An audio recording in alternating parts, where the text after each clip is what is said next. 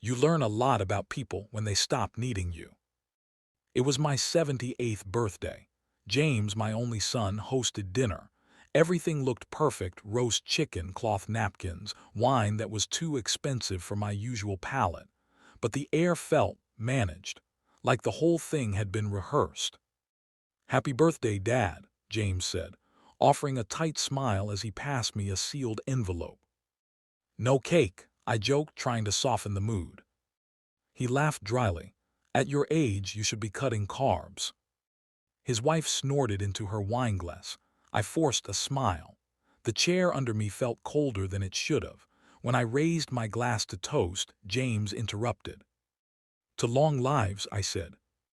He leaned in and muttered low enough for just me, "You've lived enough." I swallowed, not the wine, the insult. That night back home in the guest room they'd moved me into, "Just until you get back on your feet," I opened the envelope. Not a card, not even a note. It was a power of attorney document, blank, waiting for my signature, waiting for me to give up. The paper shook in my hand, not from age but from knowing. This was never about helping me. It was about managing my decline. I walked down the hall and found James watching TV. "What is this?" I asked, holding up the document. He didn't even look at it. "Just something to help streamline things. Bills, insurance. You forget stuff, Dad, it's normal." "I forget nothing," I said, my voice sharp. He turned to me, all performance. "You were always proud, but it's okay to ask for help now. We're trying to do what's best." "For who?" He paused. "For everyone." I saw it then, not concern, convenience. I turned to leave. His voice followed. "Don't make this harder than it needs to be. You don't want people thinking you're slipping." Back in my room, I sat on the edge of the bed, the paper still in my lap. I didn't sign it. I didn't tear it either. Just stared. I remembered my wife, how she used to run her fingers across my temples when I looked tired. "You're still sharp," she'd whisper. If she were alive, she'd know what to do. I needed to be smarter than I'd been. Quieter. I couldn't fight recklessly, not now. And if anyone's listening, don't make the mistake I did, assuming blood means loyalty. I folded the paper slowly and slid it into the back of the drawer beneath the socks they gave me last Christmas, the one still wrapped in plastic. The house was silent but not empty. Somewhere in those walls were whispered plans. I could feel them. Tomorrow I'd pretend I was tired. I'd play their game. But tonight I remembered every word. The hallway light buzzed overhead as I shut the drawer and looked around at the room that used to be mine. The candle I didn't get to blow out still burned in my mind. And it lit something I hadn't felt in years. The people who say, "Trust the system," have never watched it vanish in real time. I drove to my lawyer's office the next morning, gripping the steering wheel tighter than I used to. The same building I'd walked into for over 2 decades now looked unfamiliar. The receptionist gave me a professional smile, but her fingers twitched when I said my name. "I'm here to see Alan," I said. She glanced at her screen. I'm sorry, sir. Mr. Hughes retired suddenly." "Retired?" I blinked. "Yesterday he was reviewing my estate." She hesitated. "Your son, James, he's been in touch. He's managing things now." I stared at her. "Managing what things?" "Your file, he's authorized." I left before I said something I'd regret. My breath fogged up the windshield as I sat in the parking lot. James had done more than ask for control. He'd taken it. Silently, professionally, like a hostile takeover with a smile. On the drive home, the city blurred past me. My wife's voice played in my head, not a memory but a warning. "James doesn't respect people, Steve. He respects power. That's not the same as love." I defended him, told her she was being too harsh, but now I couldn't remember the last time he hugged me without checking his watch. When I got home, I went straight to the hall closet. The fireproof box gone. My will, the house deed, our marriage certificate, the notarized letter naming me as the original business owner, all gone. I checked the dresser drawers.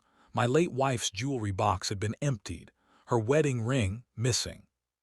The safe in my study had been left open. My passport, my veteran ID, all gone. I stood in the middle of the living room and turned slowly, as if the house would explain itself. Instead, the silence crept in like mold. James hadn't broken in. He'd done it room by room, day by day, smiling, checking on me, offering to handle things. It wasn't theft. It was looting under the name of help. That night I opened the kitchen drawer and found the same power of attorney document, only now it had a signature. Mine, but I hadn't touched it. I pulled out my reading glasses and scanned the page. The ink looked smooth, too fresh. I walked into James's old room and sat on the edge of his childhood bed. The trophies were still on the shelves. Soccer, debate, best team player. I used to polish them for him. Now he was polishing my legacy for auction. If this was a war, he'd already taken the first hill. But the thing about old men. We've buried friends, survived worse winters and stared down barrels. We don't fight fast. We fight last. I switched off the light and stood in the dark, facing the hallway mirror. The reflection wasn't of a victim. It was a man with nothing left to lose. Sleep has a sound when it's been stolen, a ringing quiet that presses on your chest. That night the wind scraped the window just enough to keep me awake. I lay staring at the ceiling, counting seconds between creaks. Then, through the old vent above my bed, I heard them. Voices, faint but clear. "She's right," James's wife whispered. "He's fatting fast. Once the papers are filed, we move in full time." My heart paused mid-beat. James answered, his tone low, measured, dangerous. "The doctor's note will cover it. Early onset dementia. It's already dated." My breath caught in my throat. I didn't move. The air felt thick with disbelief. They were planning my disappearance on paper. "Just a few weeks," she said. "Then it's done." James sighed. "He doesn't even realize what he signed. He'll thank us later when he's comfortable." Comfortable like an old couch, retired to the corner. I slid out of bed slowly, every floorboard memorizing my step. I pressed my ear closer to the vent. "Once he's declared incompetent, the trust transfers automatically," James continued. "Then we renovate. This place needs a facelift." She laughed softly. "So do you." His chuckle followed, sharp and hollow. I pulled back, my hands trembling, not from fear, from fury. They had already decided I was gone. My son, the boy I'd taught to fish, the man whose first mortgage I co-signed, the one who cried at his mother's funeral, promising to take care of me. He wasn't taking care of me. He was writing my obituary in legal ink. I sat on the edge of the bed, the clock ticking beside me. Midnight stretched thin. My fingers dug into the mattress, anchoring me to something real. The mind they called slipping was sharper than it had been in years. Every word replayed, etched deep. When I finally lay back down, I didn't close my eyes. I watched the dark ceiling and listened as their voices faded, replaced by laughter. Laughter in my house, about my future. I remembered the night Linda passed, the way James had kissed her forehead and said, "You don't have to worry about Dad. I've got him." Now that promise tasted like rust. I turned toward her empty side of the bed. Her pillow still smelled faintly of lavender. "You were right," I whispered. "He respects success, not love." The vent hissed once more before going silent. I wasn't fatting, I wasn't confused. I was listening. And for the first time in years, I felt completely, devastatingly awake. The house that used to hum with warmth was now a stage for betrayal. But that night, as the moonlight cut across the room, I made myself a quiet promise. If they wanted a performance, I'd give them one. The curtain had just lifted. Some mornings you wake up older, others you wake up ready. I hadn't slept. The sun came up like it was mocking me, soft and golden, as if nothing had broken in the night. I sat at the kitchen table, my phone in hand, staring at the number I hadn't called in years. Mark. He'd served with me back in '68. A medic then calm under chaos, stubborn as concrete. When he answered, his voice sounded the same, like gravel and smoke. "Steve," he said, "you sound like hell." "I need a favor," I told him. He didn't hesitate. "Only if you're ready to fight." "I'm tired of waiting to die," I said quietly. There was a pause, then "I'll be there by noon." True to his word, he showed up 4 hours later, knocking once before letting himself in. He still wore that old bomber jacket, sleeves frayed, zipper crooked, stories written in the creases. He dropped a manila envelope on my table. "Did some digging," he said. "Your son been busy." I opened it. Copies of medical forms dated 2 months ago. At the bottom, my signature. Except I hadn't signed a thing. "James filed these with the county assessor," Mark said.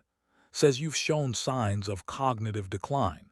He's using it to get guardianship over your estate." I stared at my name, at the shaky imitation of my handwriting. "He forged this," I whispered. "Yeah," Mark said, "and he found a doctor willing to back it up for a price." My stomach turned. "How much?" Mark smirked. "Let's just say your retirement fund's been covering more than groceries." He leaned back, eyes scanning me. "You sure you want to dig into this? Once you start, you can't unsee what you find." I met his gaze. "Then let's start digging." Mark nodded, pulling out his phone. "My niece works at a veterans' rights clinic, knows her way around the legal minefield. Smart kid, doesn't scare easy." A few hours later, the doorbell rang. She was young, maybe 30, with sharp eyes that missed nothing. "Mr. Mills," she said, shaking my hand. "I'm a leaner. Uncle Mark told me what's going on." She sat across from me at the table and laid out a notepad. "Tell me everything. Start with what you still have." I opened the drawer beside me and set down what was left of my life. A few receipts, a photocopy of an old will I'd hidden years ago, and a folder labeled Family Trust, 1998.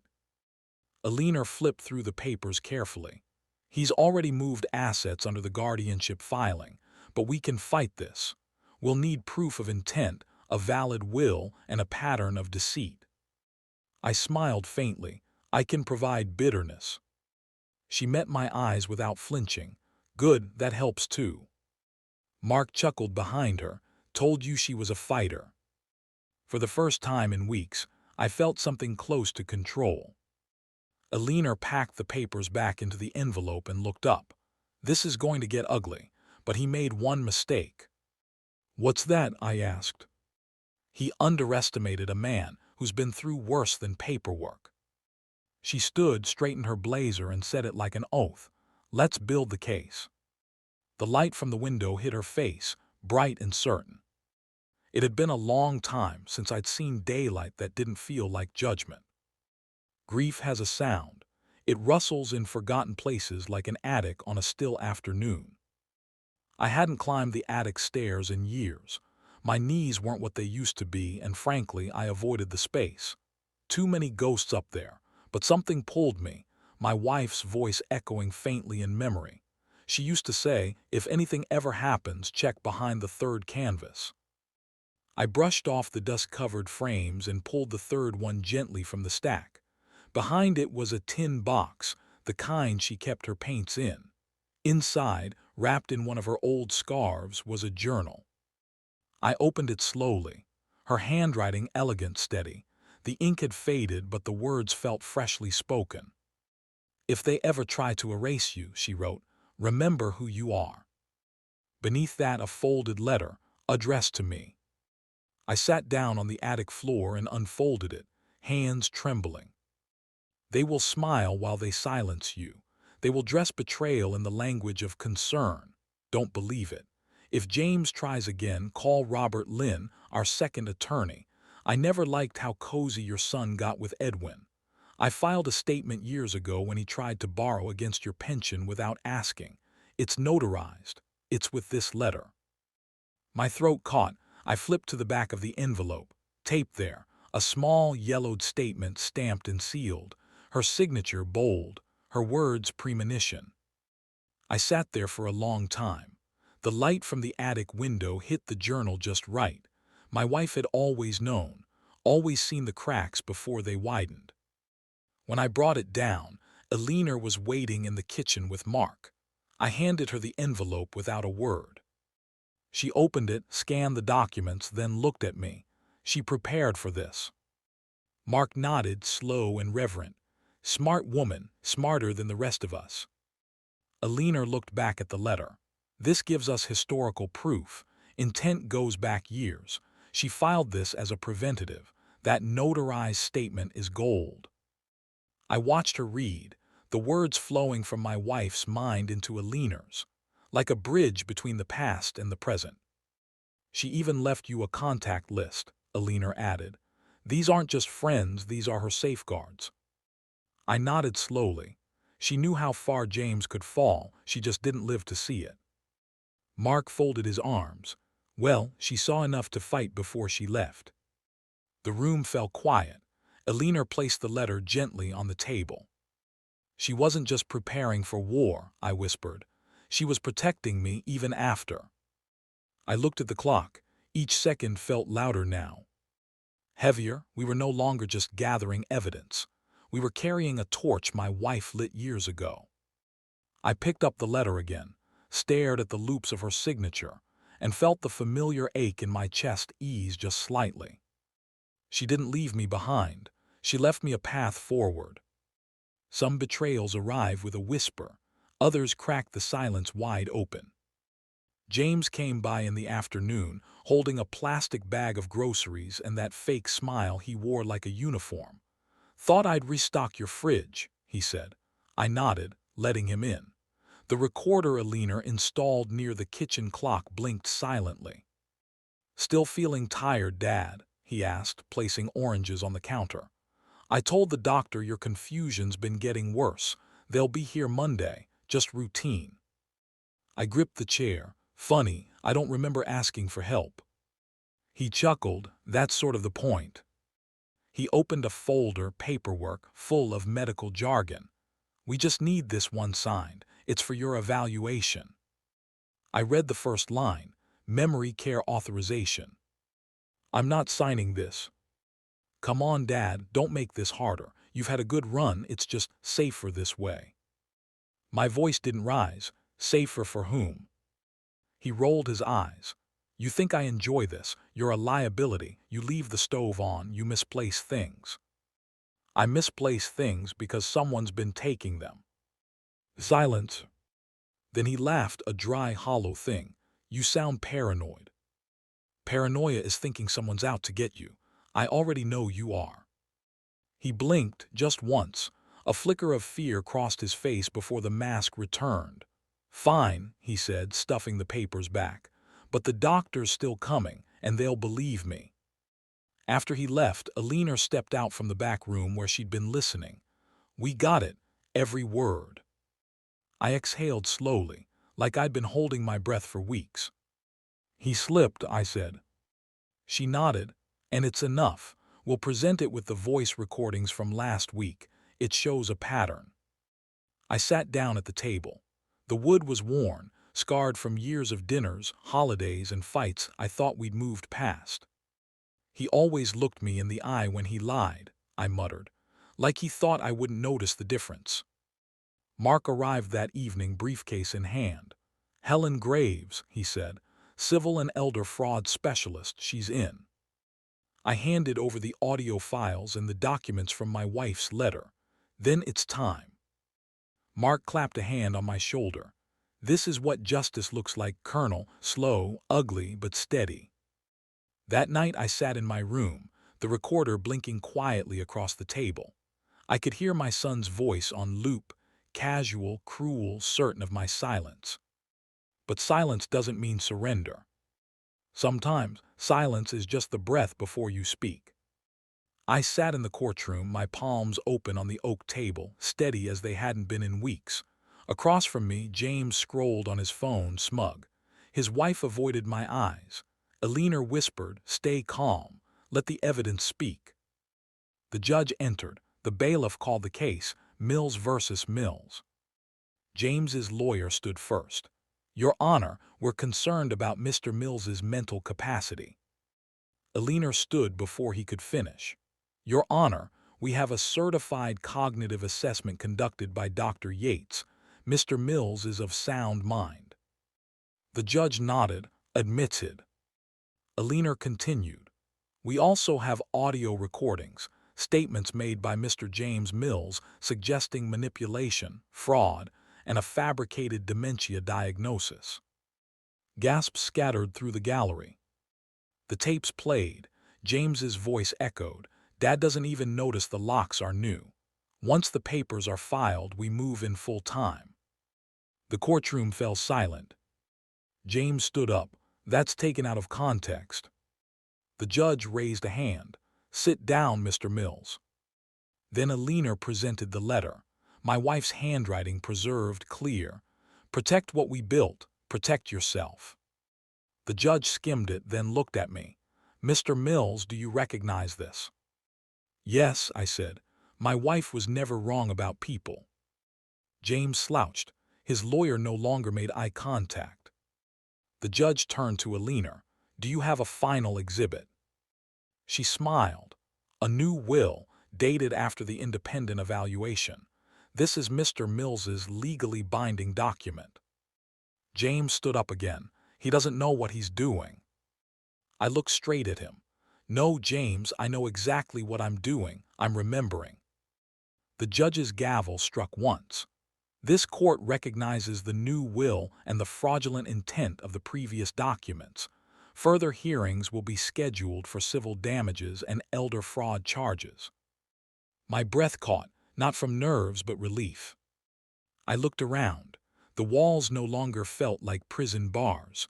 The weight on my chest had lifted. Outside, cameras waited, but Alina blocked them with her coat. "Let's get you home, Mr. Mills," she said. I looked back at the courthouse doors, the same ones I'd entered feeling old, used, discarded. Now I was walking out as something else entirely. Remembered. James came home 2 days later, furious. "I want to talk," he said, pounding on the front door. I didn't answer. From the upstairs window, I watched him jangle his old key, trying to force it. "You changed the locks," he shouted. "I did," I said calmly through the intercom. "And the deed." His face twisted. "You think this is over?"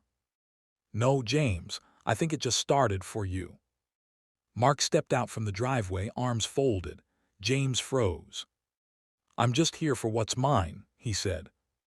"Then you should start with a mirror," I replied. He turned to leave, muttering something about lawyers. I noticed he didn't walk, he stormed. That meant he knew it was real. Later that night, I opened the cabinet under the stairs and placed the old keys inside. They didn't belong to him anymore. I belonged to myself again. The silence that filled the house wasn't loneliness. It was peace. The house felt different now. Not haunted, just quiet in the right way.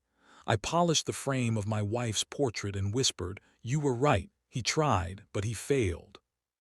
Mark dropped by with coffee and Alina handed me the official file, sealed, signed, final. I held it like a medal earned in a long war. "You still thinking of selling?" she asked. I shook my head. "No, this house remembers who built it." The new will sat safely in the bank. The audio recordings archived. The locks changed. My son had moved states, chasing a new life, but names don't change the past. Sometimes I get letters from distant relatives, kind words, cautious questions. I answer only the ones that start with honesty. I live quietly now, but not invisibly. I walk my own halls. I sign my own papers. And every night before bed, I check the front door. Locked firm, and finally mine again.